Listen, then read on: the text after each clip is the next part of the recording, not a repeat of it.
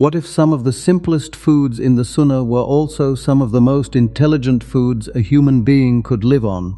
Not expensive foods, not royal foods, not foods designed to impress people, foods for travel, foods for healing, foods for grief, foods for strength, foods served at moments that reveal how the Prophet I know actually lived.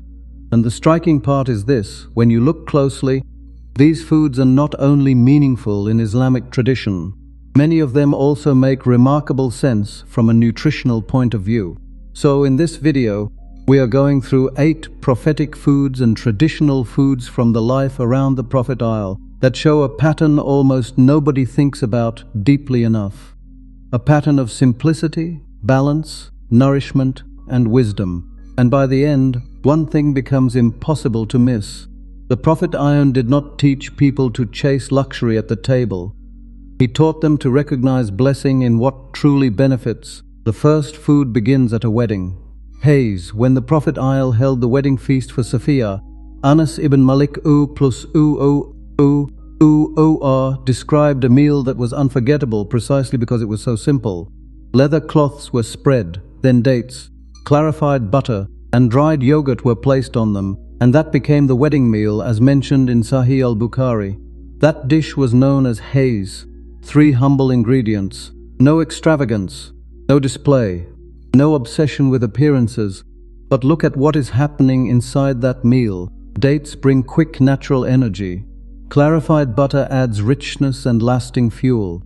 Dried yogurt contributes protein and minerals in a form that stores well and travels well. In other words, this was not an empty meal.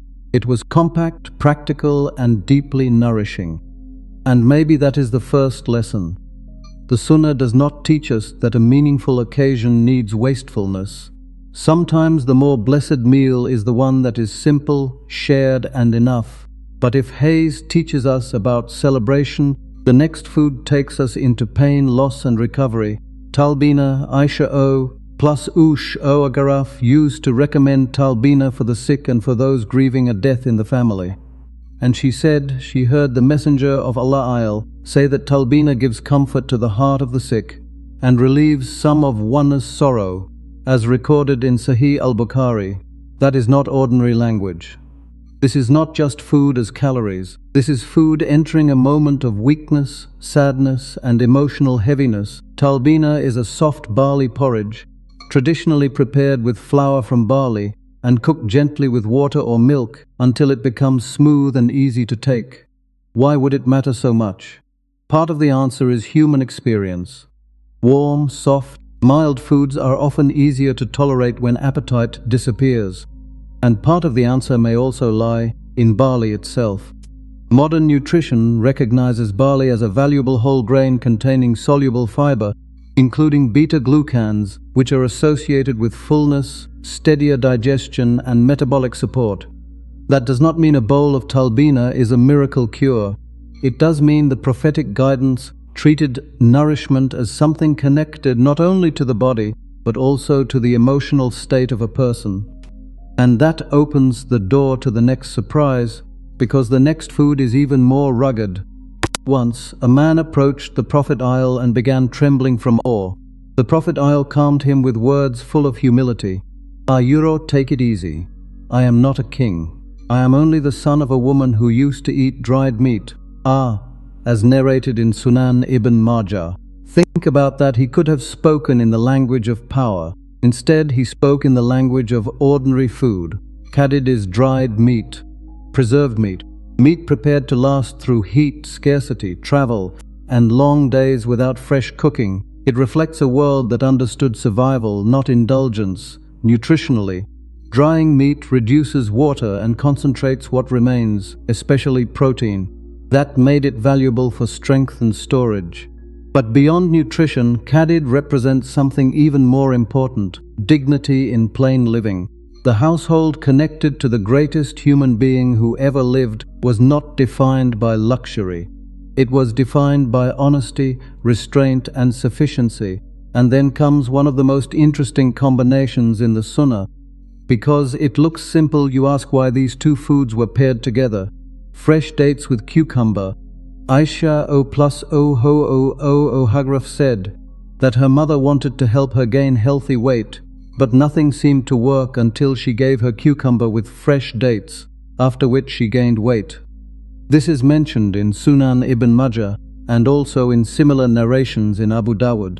And Abdullah ibn Yaffa O plus Okraf Okfir reported seeing the Prophet eating cucumber with fresh dates as found in Sahih Muslim. This pairing is easy to overlook, but it is a fascinating combination. Fresh dates are naturally sweet and energy-dense. Cucumber is cool, hydrating, and light.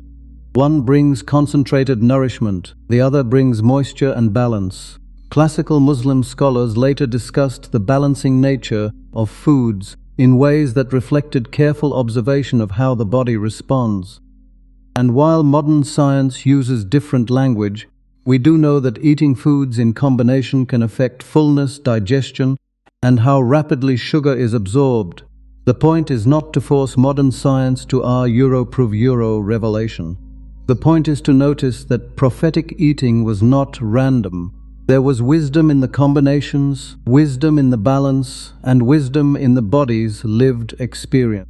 But the next food is not a combination of two ingredients. It is a complete meal, tharid. The Prophet said, the superiority of Aisha over other women is like the superiority of tharid over all other foods.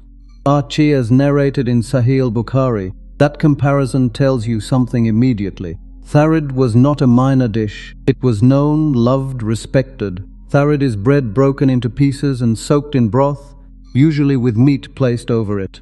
That means grain, liquid, flavor, collagen-rich stock, and protein coming together in a single bowl. Warm, satisfying, complete. It feeds hunger in a very human way. Not flashy, not refined, just deeply sustaining. From a nutritional angle, it also makes sense. Bread gives energy. Broth can deliver fluid and minerals. Meat adds protein and satiety.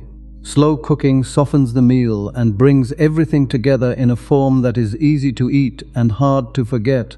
And maybe that is why it became a standard of comparison. Some foods only decorate the table. Tharid actually feeds people, but not every powerful food in the prophetic world needed a bowl of broth. Some needed almost nothing at all. Sawiq, during travel, the Prophet and his companions once stopped and had nothing available except sawiq, as narrated in Sahih al-Bukhari. It was mixed with water, eaten, and the journey continued. That detail matters. Because sawiq was made for real life, it was roasted grain, usually barley or wheat, ground into a usable flour that could be eaten quickly with water, milk, or something sweet. No long preparation, no dependence on a kitchen, no need for luxury, just food ready when the body needs it. Roasting can improve flavor and make grain more convenient to store and use.